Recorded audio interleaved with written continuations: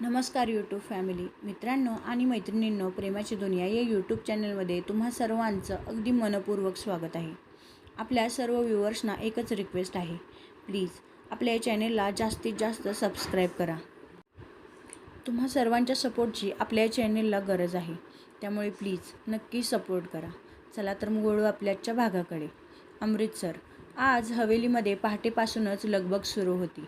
ढोलच्या तालावर घरातील तरुण नाचत होते. महिला वधूला तयार करण्यात व्यस्त होत्या, तर पुरुष पाहुण्यांच्या स्वागताची जबाबदारी सांभाळत होते. पूर्वा ही सकाळपासून गुरलीनला प्रत्येक कामात मदत करत होती. आज तिने साधा फिकट गुलाबी रंगाचा सूट घातला होता. केसांची साधी वेणी आणि चेहऱ्यावर नेहमीसारखंच गोड हास्य. तेवढ्यात हवेलीसमोर एक टोयोटो इनोवा हायक्रॉस येऊन थांबली. गुरलीन आनंदाने म्हणाली, पूर्वा, तुझे आई बाबा आले. हे ऐकताच पूर्वा धावत मुख्य दरवाजाकडे गेली. गाडीतून शेखर आणि सुमन खाली उतरले. पूर्वा काही न बोलता दोघांच्या गळ्यात पडली. सुमन तिच्या डोक्यावरून हात फिरवत म्हणाल्या, काय ग, कशी आहेस? पूर्वा हसत म्हणाली, खूप छान, पण तुमची खूप आठवण येत होती. शेखर आजूबाजूला पाहत म्हणाले, अगं, इतकं मोठं आणि सुंदर घर आम्ही फक्त फोटोमध्ये पाहिलं होतं. तेवढ्यात गुरलीनचे आईवडील पुढे आले. त्यांनी शेखर आणि सुमन यांचं पारंपरिक पंजाबी पद्धतीने स्वागत केलं. काही क्षणातच दोन्ही कुटुंब अगदी आपुलकीने गप्पा मारू लागली. दुपार झाली होती. लग्नाच्या मुहूर्ताला अजून थोडा वेळ होता. गुरलीन पूर्वाचा हात धरत म्हणाली, चल, आता तुला तयार करायचं आहे. पूर्वा हसत म्हणाली, मी साधा ड्रेस घालते. गुरलीन लगेच नकारार्थी मान हलवत म्हणाली, आज नाही, आज तू महाराष्ट्राचं प्रतिनिधित्व करणार आहेस. ती कपाटातून एक अप्रतिम मोरपंखी पैठणी बाहेर काढते. त्याच्यासोबत नथ, कोल्हापुरी साज, हिरव्या काचेच्या बांगड्या, चंद्रकोरीची बिंदी आणि मोगऱ्याचा गजरा. पूर्वा आरशासमोर तयार होऊन उभी राहते. काही क्षण ती स्वतःलाच पाहत राहते. गुरलीन तिच्याकडे पाहत म्हणाली, आज तर कुणाचीही नजर तुझ्यावरून हटणारच नाही. अगदी नक्षत्रासारखी दिसतेस. दोघेही हसतात. मंडपात लग्नाचे विधी सुरू होण्याची वेळ येते. सगळे पाहुणे आपापल्या जागेवर बसलेले असतात. तेवढ्यात मंडपाच्या प्रवेशद्वारातून पूर्वा आतमध्ये येते. तिच्या पैठणीचा पदर हलकेच जमिनीवर अलगद स्पर्श करत असतो. नाकातील नथ, गळ्यातील साज, अंबाड्यातील मोगरा आणि चेहऱ्यावरचं निरागस तेज. क्षणभर संपूर्ण मंडप शांत होतो. प्रत्येकाची नजर तिच्यावरच खिळून राहते. एका वयोवृद्ध पाहुण्या हळूच म्हणाल्या, ही मुलगी आहे की एखादी मराठमोळी राणी? दुसऱ्या बाजूला उभ्या असलेल्या काही तरुणीही तिच्याकडे कौतुकाने पाहत होत्या. रणदीपने प्रवेशद्वाराकडे पाहिलं आणि तो काही क्षण तसाच उभा राहिला. त्याच्या चेहऱ्यावर नकळत स्मित उमटलं. तो मनातच म्हणाला, आज ती फक्त सुंदर दिसत नाही, तर संपूर्ण महाराष्ट्राचा अभिमान घेऊन या मंडपात आली आहे. त्याचा मित्र हसत म्हणाला, अरे रणदीप, श्वास तरी घे. रणदीप भानावर आला, पण त्याची नजर अजूनही पूर्वावरच होती. लग्नाचे विधी सुरू होतात.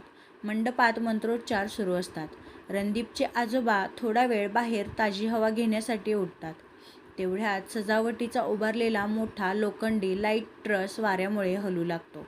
त्याची दिशा थेट आजोबांकडे असते. हे पाहताच पूर्वा एक क्षणही न दवडता धावत त्यांच्या दिशेने जाते. ती आजोबांच्या हाताला धरून त्यांना जोरात आपल्या बाजूला ओढते. पुढच्याच क्षणी धाड असा आवाज होतो. तो मोठा ट्रस जमिनीवर कोसळतो. मंडपात एकच गोंधळ उडतो. रणदीप धावत आजोबांजवळ पोहोचतो. तो घाबरलेल्या आवाजात म्हणतो, दादाजी, तुम्ही ठीक आहात ना? कुठे लागलं तर नाही ना? आजोबा शांतपणे पूर्वाकडे पाहतात. त्यांच्या डोळ्यात कृतज्ञतेचे अश्रू दाटलेले असतात. ते तिचा हात हातात घेत म्हणतात, बाळा, आज तुम्हाला नवजीवन दिलंस. पूर्वा नम्रपणे म्हणाली, आजोबा, तुम्ही सुखरूप आहात हेच माझ्यासाठी खूप आहे.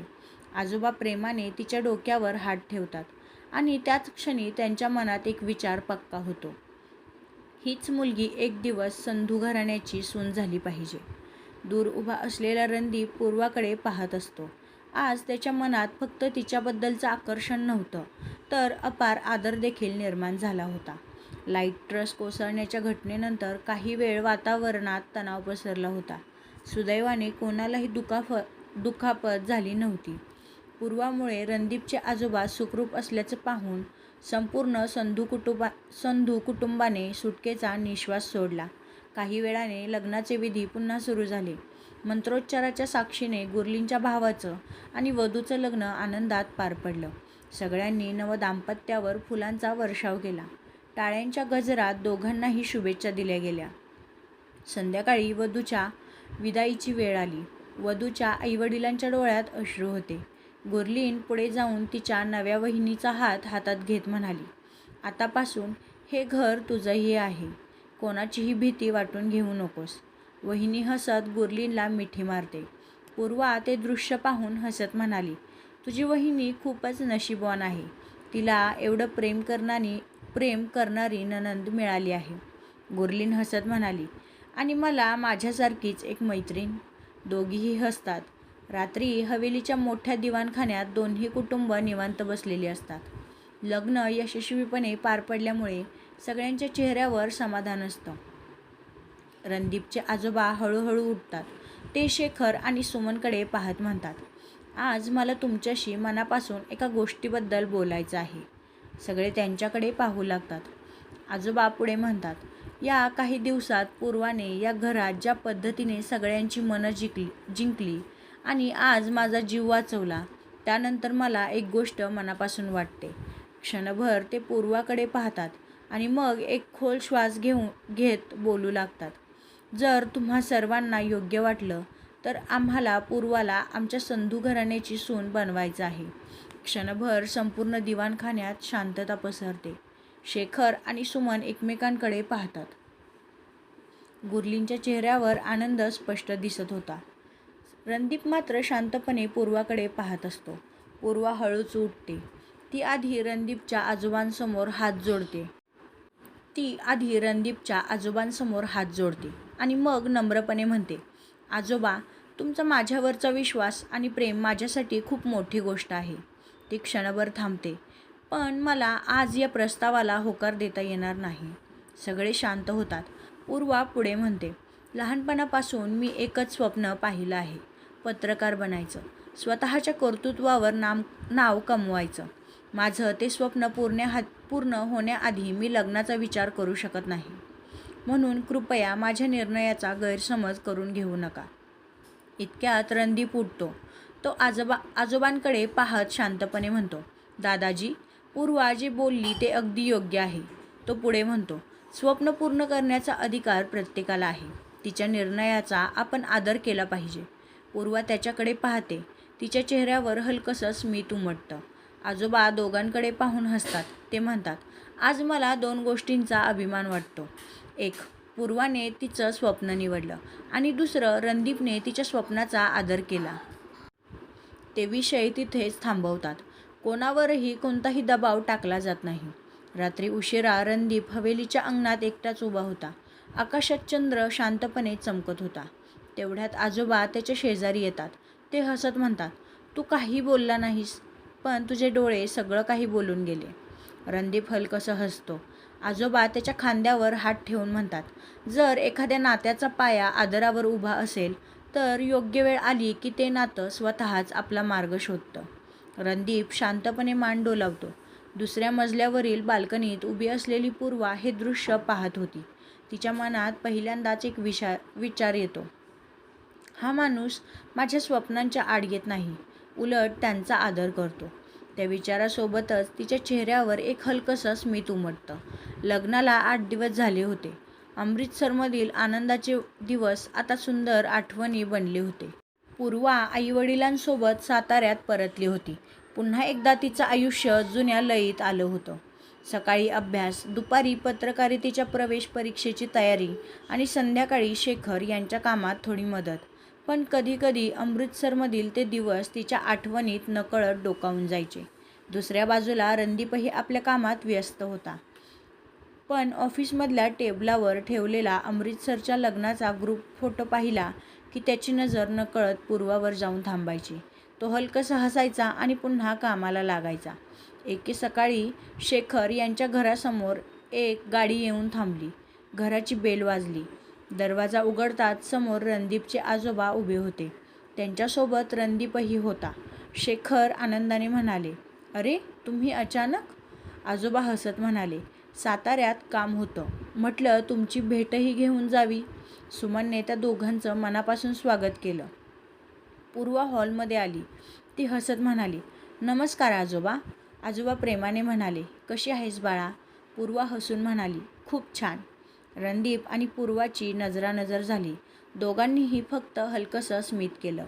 चहा झाल्यानंतर शेखर आणि आजोबा गच्चीत जाऊन बसले. आजोबा थेट मुद्द्यावर आले. ते म्हणाले, शेखरजी, मला तुमच्यासमोर एक व्यावसायिक प्रस्ताव ठेवायचा आहे. शेखर उत्सुकतेने त्यांच्याकडे पाहू लागले. आजोबा पुढे म्हणाले, आमचा पंजाबी खाद्यपदार्थांचा व्यवसाय महाराष्ट्रात सुरू करण्याचा विचार आहे. पण आम्हाला असा भागीदार हवा आहे ज्याच्यावर डोळे बंद करून विश्वास ठेवता येईल. ते काही क्षण थांबले आणि पुन्हा बोलू लागले. आणि मला वाटतं की ती व्यक्ती तुम्ही आहात. शेखर काही क्षण विचारात पडले. आजोबा पुढे म्हणाले, या प्रस्तावाचा आणि त्या दिवशीच्या लग्नाच्या विषयाचा काहीही संबंध नाही. हा फक्त व्यवसाय आहे. निर्णय पूर्णपणे तुमचा असेल. हे बोलणं पूर्वा आणि रणदीपने नकळत ऐकलं होतं. पूर्वा मनात म्हणाली, यांनी खरंच माझ्या निर्णयाचा आदर केला. तिच्या मनात संधू कुटुंबाबद्दलचा आदर आणखी वाढला. शेवटी शेखर म्हणाले, मला 2 दिवसांचा वेळ द्या. आजोबा हसून म्हणाले, आम्ही उत्तराची वाट पाहू. रणदीप आणि आजोबा निघून जातात. गाडी दूर निघून जात असताना पूर्वा गॅलरीत उभी राहून त्यांच्याकडे पाहत असते.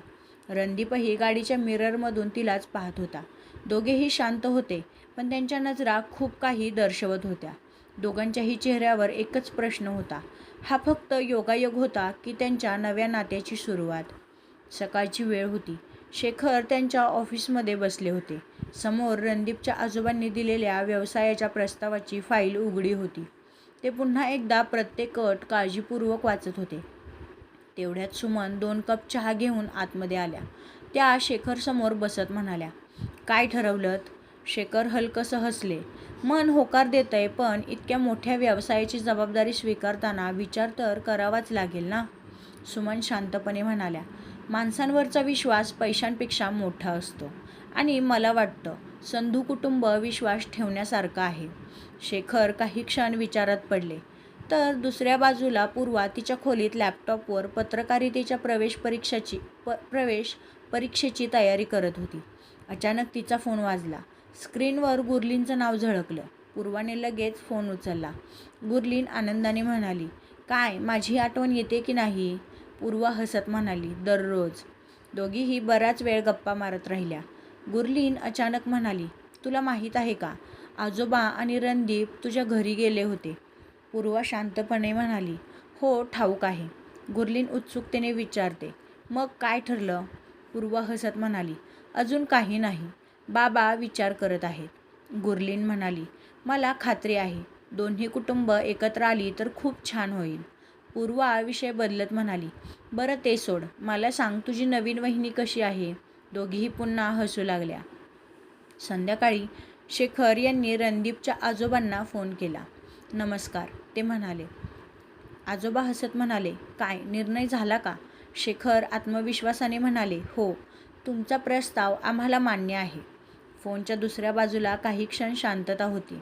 नंतर आजोबा आनंदाने म्हणाले, खूप खूप छान बातमी दिलीत. शेखर पुढे म्हणाले, पण एक अट आहे. आजोबा हसत म्हणाले, सांगा.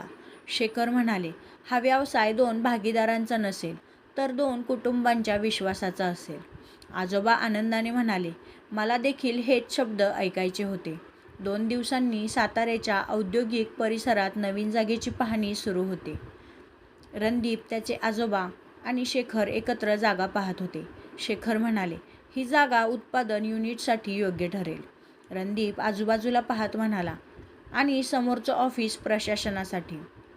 आजोबा दोघांकडे पाहून समाधानाने हसले. म्हणजे सुरुवात चांगली झाली तर. जागेची पाहणी झाल्यानंतर शेखर म्हणाले, रणदीप, आता काही दिवस तुला साताऱ्यातच राहावं लागेल. रणदीप हसत म्हणाला, मी त्यासाठी पूर्णपणे तयार आहे. आजोबा म्हणाले, आजपासून साताऱ्यातील प्रोजेक्टची जबाबदारी तुझी. रणदीप आदराने मान हलवतो. त्यात संध्याकाळी पूर्वा घरी परतते. हॉलमध्ये बसलेला रणदीपला पाहून ती क्षणभर थांबते. ती हसत म्हणते, अरे तुम्ही अजून इथे? रणदीप हलकसं हसत म्हणतो, हो आता काही दिवस. तो पुन्हा थोडा थांबतो, मग म्हणतो, मी आता काही महिने साताऱ्यातच असणार आहे. पूर्वा आश्चर्याने म्हणते, म्हणजे? शेखर हसत म्हणाले, आतापासून हा आपल्या नवीन व्यवसायाची जबाबदारी सांभाळणार आहे. पूर्वा काही क्षण रणदीपकडे पाहत राहते. तिच्या चेहऱ्यावर नकळत आनंद उमटतो, पण ती लगेच लपवत म्हणते, अभिनंदन. रणदीपही हसत म्हणतो, धन्यवाद. दोघांच्या नजरा पुन्हा एकदा भिडतात. यावेळी त्या नजरेत संकोच नव्हता, तर एक शांत सुरुवात होती. दुसऱ्या दिवशी सकाळी साताऱ्यातील नवीन फूड बिझनेसच्या जागेवर साफसफाई आणि इंटिरियरचं काम सुरू होतं. कामगार आपापल्या कामात व्यस्त होते. रणदीप प्रत्येक गोष्ट बारकाईने पाहत होता. शेखर त्याच्या जवळ आले. ते हसत म्हणाले, रणदीप, कामाची सुरुवात तर चांगली झाली आहे. रणदीप नम्रपणे म्हणाला, हो, पण अजून खूप कामं बाकी आहेत. दोघेही जागेची पाहणी करत पुढे चालत होते. तेवढ्यात शेखर थोडे थांबले. ते शांतपणे म्हणाले, एक गोष्ट विचारायची होती. रणदीप हसून म्हणाला, हो नक्की, विचारा ना. शेखर म्हणाले, तू हॉटेलमध्ये राहायचा विचार करत असशील? रणदीप मान हलवत म्हणाला, हो, काही दिवसांसाठी हॉटेल योग्य राहील. शेखर लगेच म्हणाले, जर तुला काही हरकत नसेल तर माझी एक इच्छा आहे. रणदीप त्यांच्या चेहऱ्याकडे पाहू लागला. शेखर हसत म्हणाले, जोपर्यंत इथलं काम पूर्ण होत नाही तोपर्यंत तू आमच्या घरी राहावंस अशी माझी मनापासून इच्छा आहे. रणदीप काही क्षण शांत राहिला, पण त्यामुळे तुम्हाला त्रास होईल, तो शांत आवाजात म्हणाला. शेखर हसले, अतिथीचा त्रास नसतो, आनंद असतो. तेवढ्यात सुमनही तिथे आल्या. त्या हसत म्हणाल्या, आम्हालाही तसंच वाटतं. हॉटेलमध्ये एकटं राहण्यापेक्षा घरात राहिलास तर आम्हालाही बरं वाटेल. रणदीप नम्रपणे म्हणाला, तुम्ही इतक्या आपुलकीने बोलत आहात त्यामुळे नकार देणं कठीण आहे. शेखर हसले, म्हणजे हा होकार समजू? रणदीप हलकसं हसत म्हणाला, हो, जर तुम्हा सगळ्यांना खरंच चालणार असेल तर. शेखर यांनी आनंदाने त्याच्या खांद्यावर हात ठेवला. ते म्हणाले, आमच्या घराचे दरवाजे तुझ्यासाठी नेहमी उघडे आहेत. त्या संध्याकाळी रणदीप आपली बॅग घेऊन शेखर यांच्या घरी आला. पूर्वा दार उघडते. दारात रणदीपला पाहून ती क्षणभर आश्चर्यचकित होते. पूर्व हसत म्हणते, स्वागत आहे साताऱ्यात आणि आमच्या घरी. रणदीपही हसत म्हणतो, धन्यवाद. सुमन आरतीचं ताट घेऊन येतात. त्या हसत म्हणतात, तू आमचा पाहुणा नाहीस तर घरचाच सदस्य आहेस. त्यांनी त्याचं औक्षण केलं. रणदीप थोडासा संकोचून म्हणाला, हे इतकं सगळं करण्याची गरज नव्हती. सुमन प्रेमाने म्हणाल्या, महाराष्ट्रात घरात पहिल्यांदा येणाऱ्या व्यक्तीचं असंच स्वागत केलं जातं. रणदीप आदराने हसला. पूर्वा त्याला वरच्या मजल्यावरील खोलीत दाखवायला घेऊन गेली. खोली साधी पण सुंदर होती. बाल्कनीतून दूरवर अजिंक्य ताऱ्याचा डोंगर दिसत होता. रणदीप खिडकीतून बाहेर पाहत म्हणाला, खूप सुंदर दृश्य आहे. पूर्वा हसत म्हणाली, सकाळी सूर्योदय झाला की अजून सुंदर दिसतं. रणदीप तिच्याकडे पाहून म्हणाला, मग उद्या सकाळी मी नक्की पाहीन. दोघेही हलकेसे हसतात. रात्री जेवणाच्या टेबलावर सगळे एकत्र बसले होते. सुमन यांनी पुरणपोळी, कटाची आमटी, दूध, मसाले भात आणि तूप वाढलं. रणदीप पहिला घास खाताच म्हणाला, आंटी, जेवण अप्रतिम आहे. सुमन हसत म्हणाल्या, आंटी नाही. त्या थोड्या थांबल्या. सुमन काकू म्हटलंस तरी चालेल. सगळेच हसू लागले. पूर्वा खोडकरपणे म्हणाली, आणि बाबांना शेखर काका. रणदीपही हसत म्हणाला, ठीक आहे, पण मराठी शिकायला मला थोडा वेळ लागेल. शेखर म्हणाले, काळजी करू नकोस, आमच्यासोबत राहिलास की मराठी आपोआप शिकशील. त्या रात्री पूर्वा बाल्कनीत उभी होती. समोरच्या बाल्कनीत रणदीप उभा होता. क्षणभर दोघांची नजरानजर झाली. पूर्वा हसून म्हणाली, नव्या शहरात पहिली रात्र, झोप लागेल ना? रणदीप आकाशाकडे पाहत म्हणाला, शहर नवीन आहे पण माणसं आपली वाटत आहेत. पूर्वाच्या चेहऱ्यावर नकळत हसू उमटलं. तिला जाणवलं, आजपासून त्यांच्या आयुष्यातील एक नवीन अध्याय सुरू झाला होता. तर मित्रांनो, आपला आजचा भाग इथेच संपत आहे. हा भाग तुम्हाला कसा वाटला हे मला कमेंट करून सांगायला विसरू नका. त्याचबरोबर आपल्या व्हिडिओजना लाईक आणि शेअर देखील नक्की करा. तुम्हा सर्वांच्या सपोर्टची आपल्या चॅनलला खूप गरज आहे. त्यामुळे व्हिडिओ जास्तीत जास्त सबस्क्राईब आणि शेअर करायला विसरू नका. त्याचबरोबर लाईक देखील करा. चला तर मग भेटू पुढच्या भागात. तोपर्यंत बाय बाय.